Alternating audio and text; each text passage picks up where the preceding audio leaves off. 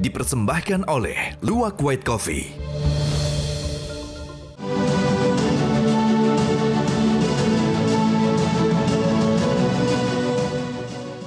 Temu lagi di Hot Room.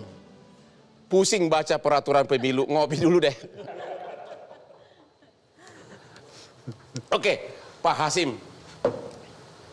KPU punya nyali nggak untuk membuat penafsiran, untuk menindak tegas? Contoh-contoh tadi kasus seperti Pak Rey itu. Karena peraturannya kan terlalu umum. Sejauh mana kewenangan dari KPU, keberaniannya?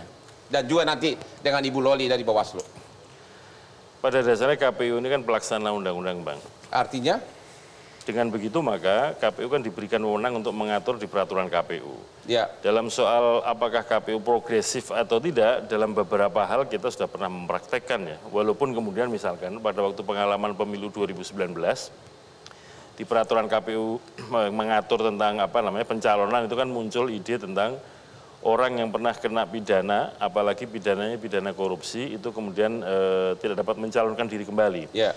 Cara berpikir KPU pada waktu itu, cara berpikir penafsiran sistematis ya, maksud saya begini, masih ada undang-undang tentang penyelenggara negara yang bebas korupsi dan KKN. Kemudian yang kedua masih ada TAP MPR yang menjadi guidance kita ya, panduan nilai bahwa kemudian para penyelenggara negara sebisa mungkin bebas dari itu. Yeah.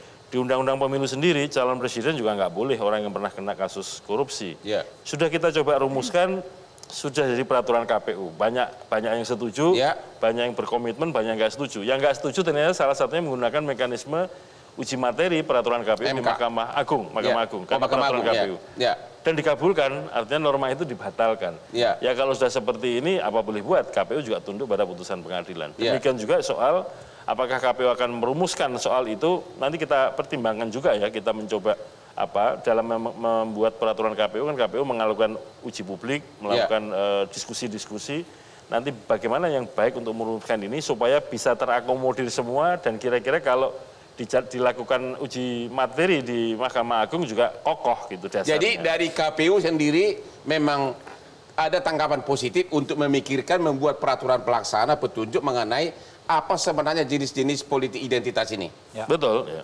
Kecuali nanti di Mahkamah Agung dirontokkan lagi begitu kan? Itu urusan lain lah. Yang penting kan ikhtiar dulu. Ya. Kita kan gini, saya ingin negaskan bahwa kenapa penting membuat PKPU terkait itu. Karena kita sudah punya pengalaman. 2 kali pemilu.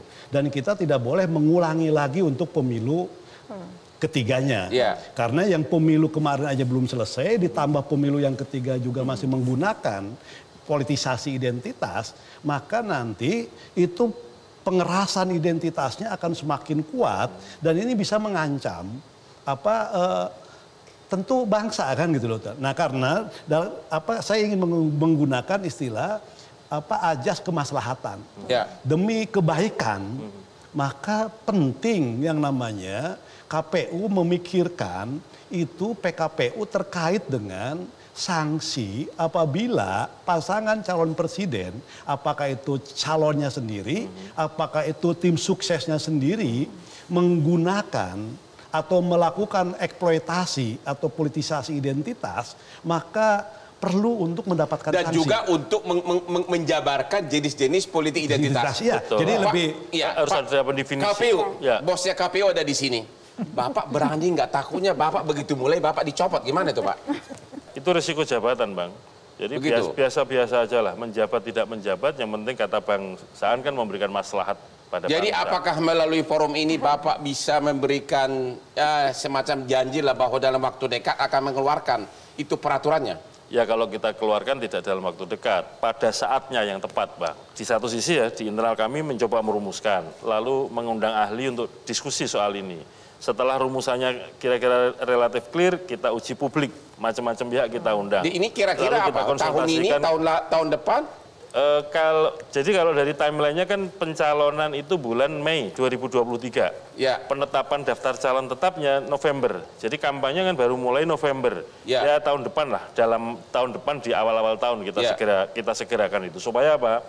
Begitu nanti tanggal 14 Desember 2022 sudah ada penetapan partai politik peserta pemilu, itu kan kemudian orang pasti akan mensosialisasikan diri. Walaupun mungkin belum masuk kategori kampanye, tapi ya singgung singgungannya antara sosialisasi dengan kampanye tipis-tipis ya. Maka itu sesegera mungkin setelah di awal 2003. Coba Ibu Titi, pointer-pointer apa yang perlu segera diatur oleh KPU? Bisa nggak? Pertama, penyebaran politisasi identitas itu paling banyak lewat media sosial. 68,9% populasi Indonesia itu pengguna aktif media sosial. Sejauh ini pengaturan kampanye kita belum begitu optimal menjangkau kampanye di media sosial yang sifatnya tadi menyebarkan politisasi itu satu yang identitas. perlu diatur. Yang kedua, kita perlu menagih tanggung jawab platform media sosial.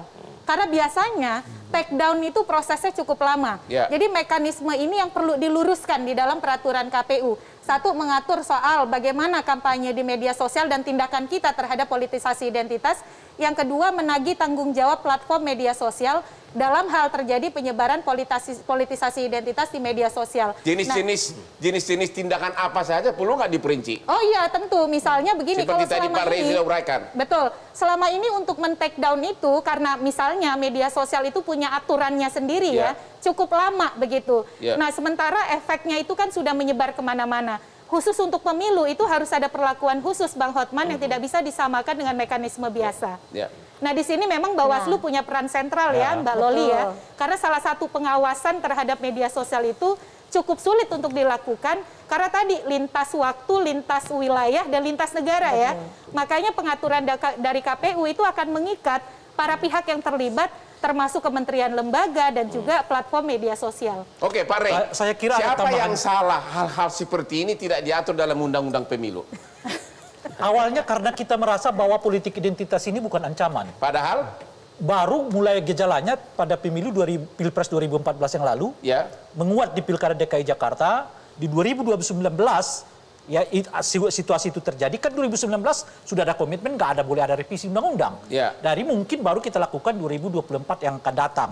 Kalau mau dimasukkan aturan-aturan itu mungkin dengan mengadopsi nanti PKPU yang dikeluarkan oleh KPU. Jadi menurut meskipun Bapak untuk mengejar undang-undang sudah nggak mungkin? Karena mereka nggak dibuka lagi kesempatannya kecuali soal DOP, daerah otonomi baru di Papua. Di luar itu mungkin isunya nggak masuk lagi gitu.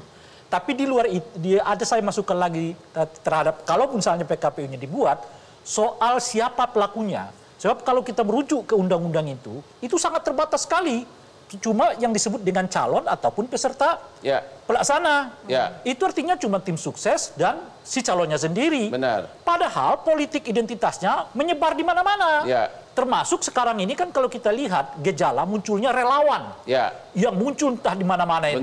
Jadi kalau nanti misalnya pelakunya adalah relawan, kalaupun terbukti di pengadilan ada politik identitas di dalam, nggak punya imbas ke karena si calon. Dia bukan objek dari peraturan. Karena dia bukan objek. Karena di objek itu hanya disebut si calon, partai politik dan juga pelaksana. Jadi menurut Bapak itu bisa nggak diperluas? Mestinya itu diperluas. Bisa tapi boleh nggak KPU memperluas isi undang-undang? Loh kalau misalnya soal terkait dengan pilpres saja kita perkuat di PKPU, ya tentu bisa kita isi lagi dengan pokok-pokok itu.